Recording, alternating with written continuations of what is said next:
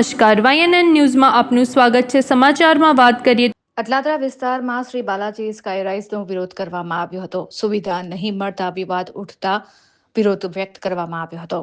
છેલ્લા 5 વર્ષથી પણ વધુ સમય થઈ ગયો હોવા છતાં હજી સુધી શ્રી બાલાજી સ્કાયરાઇઝના માલિકોને હજી સુધી દુકાનો સોંપવામાં તો આવી છે, પણ ત્યાં કોઈ પણ જાતની સેફટી નથી। ફાયર એનઓસી બતાવવામાં આવી છે, પણ જનરેટરથી લાઇટ ચાલી રહી છે।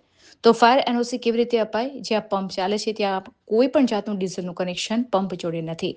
લાઇટના કનેક્શન સાથે જનરેટર જોઈન્ટ કરવામાં આવ્યું છે તેવું બતાવવામાં આવ્યું હતું, જેના લીધે તમામ લોકોની ઓફિસ તથા દુકાનો છે તે લોકોએ ભેગા થઈને સૂત્રોચ્ચાર કર્યા હતા। વારંવાર મેનેજમેન્ટને કહેવા છતાં પણ હજી સુધી જે કંઈ નાની મોટી સુવિધાઓ બાકી છે તે હાલ પૂરી કરવામાં આવી નથી। ત્યારે આટલા વર્ષો વીતી ગયા છતાં પણ રૂપિયા આપવા છતાં આવી રીતે છેતરપિંડી કરવામાં આવી રહી છે, જેને લઈને રોષે ભરાયેલા લોકોએ વિરોધ વ્યક્ત કર્યો હતો।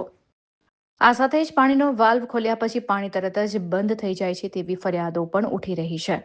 દુકાન માલિકોનું કહેવું છે કે બિલ્ડિંગમાં અને બાલાજી ગ્રુપ દ્વારા તમામ દુકાનદારો તથા ઓફિસના માલિકો સાથે વિશ્વાસઘાત કરવામાં આવ્યો છે, ત્યારે તમામ લોકો એકત્રિત થઈને પોતાનો વિરોધ વ્યક્ત કર્યો હતો। રિપોર્ટર રાહુલ રાજપૂત।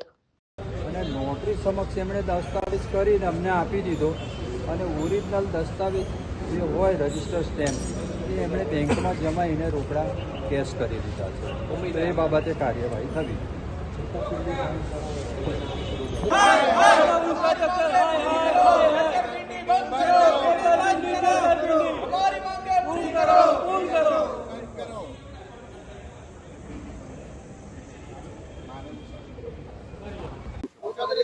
સાહેબ, હમણાં આ બિલ્ડિંગને છે ને એક ફાયર એનઓસી મળી ગયેલી છે, એટલે અમે ફાયર ડિપાર્ટમેન્ટને પૂછ્યું કે તમે કયા ડોક્યુમેન્ટના આધારે, દસ્તાવેજના આધારે તમે ફાયર એનઓસી આપેલી છે, કારણ કે આજ પણ અહીંયા સિસ્ટમ કાર્યરત નથી।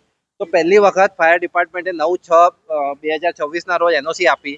10/6ના ડિપાર્ટમેન્ટે એવું જણાવ્યું કે મોટાભાગની ખામીઓનું યોગ્ય રીતે પાલન થઈ ગયેલું છે।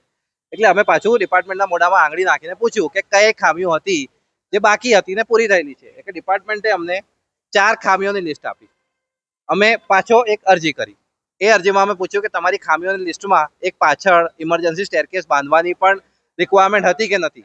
એટલે ડિપાર્ટમેન્ટે એના પછી એક રિપ્લાય આપ્યો કે એ પાછળ ઇમરજન્સી સ્ટેરકેસ બાંધવા માટે ડિપાર્ટમેન્ટને બિલ્ડરે એક બાંહેધરી પત્ર આપ્યું છે, એફિડેવિટ આપ્યું છે, અને એફિડેવિટના આધાર પર એક એનઓસી અપાઈ છે। એફિડેવિટની કોપી ત્યારે પણ ના અપાઈ। અમે આરટીઆઈ કરી તો એફિડેવિટની કોપી અપાઈ। એફિડેવિટમાં એવું કીધેલું છે કે ભાઈ અમે 6 મહિનામાં એક ઇમરજન્સી સ્ટેરકેસ પાછળ ઊભો કરી દઈશું, એ પણ ફક્ત 6થા થી 13મા માળ સુધી, જ્યારે કાયદો એવું કહે છે કે સ્ટેરકેસ ઉપરથી નીચે સુધી સળંગ હોવો જોઈએ। અને આ જે અહીંયા જે ફાયર સિસ્ટમ જે ઓપરેશનલ છે એ હમણાં એક ડીજીસેટ અહીંયા લગાવવામાં આવેલો છે। એ ડીજીસેટથી ઇલેક્ટ્રિક સપ્લાય આપવામાં આવી રહ્યો છે અને એનાથી નીચેની હાઇડ્રન્ટ સિસ્ટમ ચાલુ કરવામાં આવી રહી છે, પણ હકીકતમાં જે કાયદેસર ફાયર સેફટી સિસ્ટમ ઓપરેશનલ હોવી જોઈએ એવી આજે પણ ઓપરેશન નથી, છતાં પણ ડિપાર્ટમેન્ટે એમને ફાયર એનઓસી આપેલી છે। એના માટે અમે અહીંયા ભેગા થયા છીએ કે આવા અપૂરતા સિસ્ટમ અને દસ્તાવેજોના આધારે અગર ફાયર એનઓસી અપાય તો અમે જે પ્રોપર્ટીના માલિકો છીએ, અમારી જાનનો જોખમ થાય એની જિમ્મેદારી કોણ લેશે?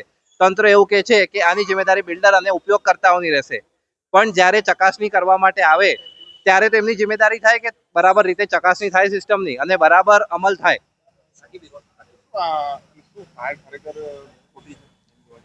હા સાહેબ, સિસ્ટમ ઓપરેશન નથી છતાં પણ એનઓસી અપાઈ છે। કયા કાયદાનો ઉલ્લંઘન થયો છે એ પણ અમે પૂછ્યું છે।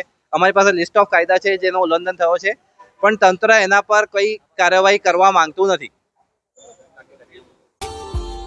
Subscribe now and press the bell icon. Never miss an update.